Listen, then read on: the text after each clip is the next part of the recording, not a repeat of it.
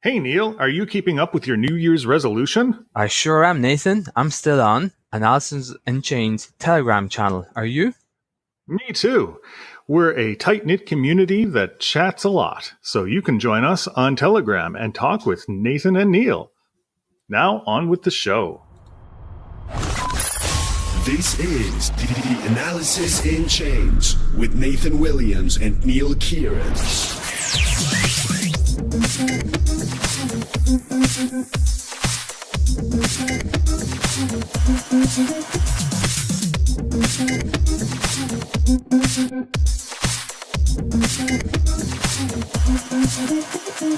Welcome to Analysis in Chains, your daily show of crypto. How's it going, Neil? Going good, Nathan. Going good. Unfortunately, cannot say the same for the weather here in Canada, nor the crypto market. It's definitely a cold winter. It has been a bit of a cold winter. I think that there's a lot of uncertainty going on right now, especially focused on the upcoming Ethereum hard fork. Yeah, it's going to be interesting. Some interesting, features, proposals were put forward, and I think a lot of people are optimistic. I think an update of Ethereum is due, and this could really help rally Ethereum and altcoins into 2019. Yeah, well, I mean, honestly, it can go either way. Whenever you change up a system and disrupt it, it could be positive, it could be negative. And the market, as you know, hates uncertainty. So people are sort of watching and waiting to see what's going to happen. So what can our listeners expect with this hard fork if it is successful? As you know, Ethereum is proof of work.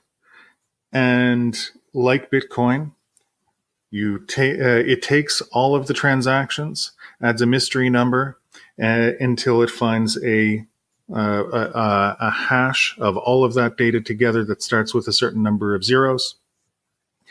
And this proof of work is very energy intensive. It is slow, it is energy intensive, and the Ethereum development team and Vitalik Buterin and all of that have been talking for years about eventually moving to a different way of confirming and securing the transactions called proof of stake.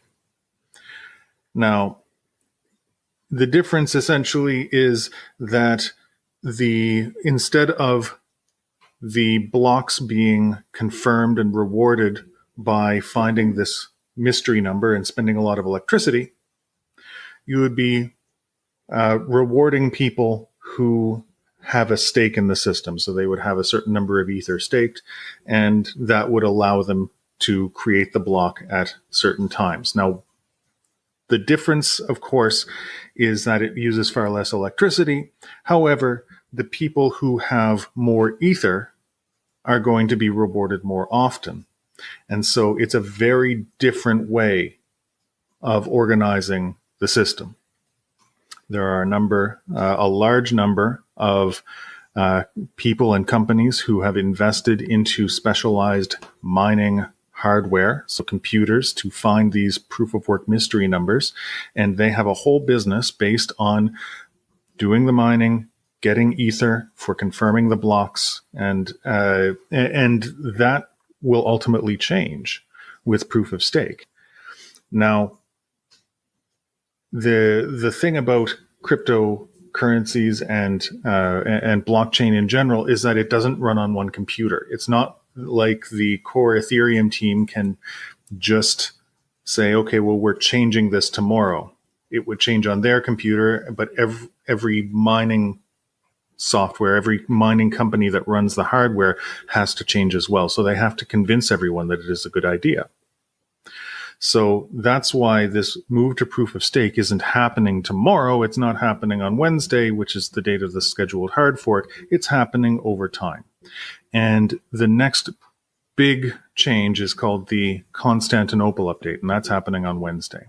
And what they're doing is they are reducing the difficulty to create a block, so blocks will be created more quickly, but they're also reducing the reward for creating a block. So it changes a lot of the economics of the system. So it's an important and required next step. And I think people are also watching and waiting and hoping that that they still benefit from running Ethereum hardware. Yeah, I think that make I think you sense, nail more or it, Nathan. So basically, the hard fork that's coming is a major step towards a proof of stake world, and so I think the big debate is, okay, proof of stake, will it work? Is this really the future? Because I know a lot of people debate over proof of work, and they think this is the only way to do things and stuff like this. Like, for me, proof of stake is the right way to go. One reason, of course, is the energy consumption side of things, and I believe they want it to be more CPU based. Get away from GPUs, go back onto CPUs. But that is yet. Well, GPUs aren't even the problem. It's the I agree in ASICs that part, but So, from what I've been reading, where you land on, say, proof of stake and what does it, I believe people just wanted to work on servers as opposed to have to build up GPUs. So it's still something that we'll get to eventually as a debate. But for me, people do worry about the whole situation. Okay, if you have a lot of Ethereum, and if you stake a lot of Ethereum, you get a bigger proportion of those rewards. But the thing is that in any form of capitalism, where whoever has the most money generally has the most power. And I don't think it's something we're going to get away with. Like, if we were to start crypto from scratch all over again, whoever's willing to take the biggest risk, whoever has the biggest resources in terms of funding, naturally will mine the most from day one. Naturally will invest the most from day one and become a whale. Like, this is a big problem in the world. And to some people, it's fair game. So I think that the proof of stake debate and rewards, I'm indifferent, and I feel that there is no other compromise. One thing I do wonder about with Ethereum is that will they make Ethereum scarce? Because in the world of Bitcoin, we know it's 21 million coins. That's it. One debate that Ethereum hasn't finished yet is, okay, do we limit this? And that means price appreciation will naturally happen, or is it going to be a bit like how oil is today? The price of oil has fluctuated up to $20 to $100 over the last 100 years, because when price goes high, they mine more, and price goes low, they extract less. I think one of the big things they need to figure out is, okay, well, if we were to continue on indefinitely, mining, creating new blocks, what is that rate? Because if the rate, if you're going to be making new blocks too often, well, that means the price of Ethereum will not grow much at all, and that will create one type of ecosystem. Or if you only create a few new blocks, which means that supply is low, that could mean there will be some form of price appreciation that keeps people interested. But it creates two new ecosystems, and it's going to be very interesting to see how that plays out. This is the challenge because there are a lot of moving parts with these systems. So while Ethereum is trying to make this decision, they're fighting off competition in the form of other systems like Stellar and EOS, who have come in with their own systems to attempt to take over the market. Everyone wants projects to build on their protocol, and when Ethereum came out, they were the first fish in the pond. They were absolutely brilliant, and everyone used them because everyone had to. They were the only choice. They were the only girl at the dance. Now, you've got a couple of different girls that you can dance with, and this decision as to what they want the price of the Ether token to do, what they want the mining rate to be, how do people use the Ether token, and should people be expecting the value to appreciate over time, or should they expect it to stay steady or to decrease over time? And each of these options comes with benefits and consequences. One of the big things that we saw in most ICO projects was when you gear the business model around the price increasing, nobody uses the token. They only hold it.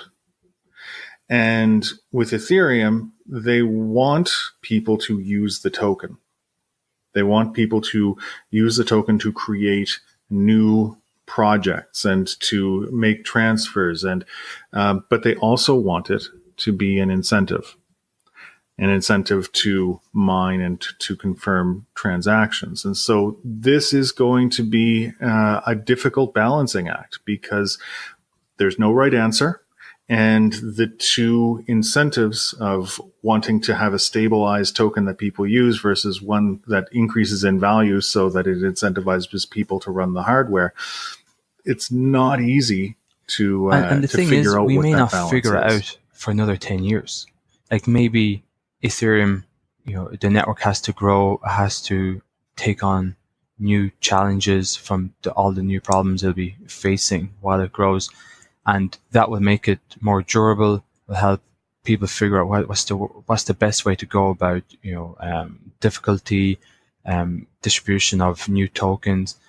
And that can be a bit concerning if you are invested in Ethereum or even most cryptos, because you realize, okay, I've bought these tokens in this particular project, and I'm depending on Ethereum to become this mega world computer for my tokens to become valuable, because it'll help whatever DApp I see having good adoption in the future.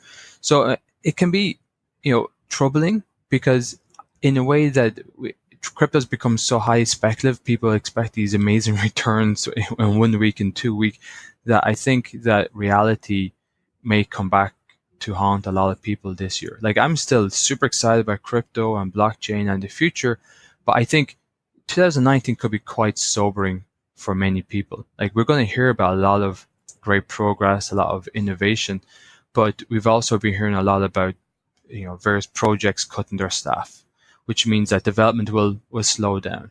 I don't think the enthusiasm will be dampened. It just means that I think people may have to be a bit more realistic for this new decentralized world that people dream about. I think the one, project, if you want to call it a project, that could see a lot of advancement is really Bitcoin, I think, in 2019. But then that still has its own, say, political challenges ahead, and it doesn't have smart contracts. So will it go down that road? Will it create its own smart contracts? And if that were to be the case, that could really impact a lot of these platforms. If Bitcoin was to become this sort of a mega blockchain that tries to encompass all of the features of all of the other crypto projects out there, which would be a huge monumental task. I can't see it happening, but these are the dangers with Ethereum and other platforms, is that if they take too long, someone could really steal their thunder, and especially with, like, a lot of the resources disappearing lately, jobs being laid off. It could be a really, really challenging period, and I think a lot of people expect another bull run. It's almost like every 2-3 years there's this crazy hype cycle. Well, this next hype cycle could be actually further away than people realize. You may remember a couple of weeks ago, I talked with Sebastian from GP Bullhound, and his prediction was that we were going to go to a more decentralized future through the route of centralization. In the same way that if you're developing a project, you have to have a core group of people develop that project before you release it into the world. In the same way, it almost like the crypto boom of decentralization happened because everyone was excited, but most projects didn't have significant development done on them because they went decentral too soon. And it may be that we see the corporates come in and put big money into developing semi-centralized or quasi-centralized blockchain-based systems, and then the decentralization ends up coming as they start to link together and interoperate. But that's, these are none of these things easy to solve. And it's not like that is a trivial thing to get different blockchains to work together. But just in terms of the politics behind it and who right now is interested in blockchain and still putting money in, we're seeing more and more corporate interest. And I think that the near term is going to be corporate centralized chains and private chains that end up allowing for the development of more tools, more people who have a background in blockchain, which can lead to more decentralized projects going forward. With that outlook. In the past, I always thought it has to be 100% decentralized, and the future is going to be all these new projects. It's similar to the way in the internet brought out new companies like Google and Amazon.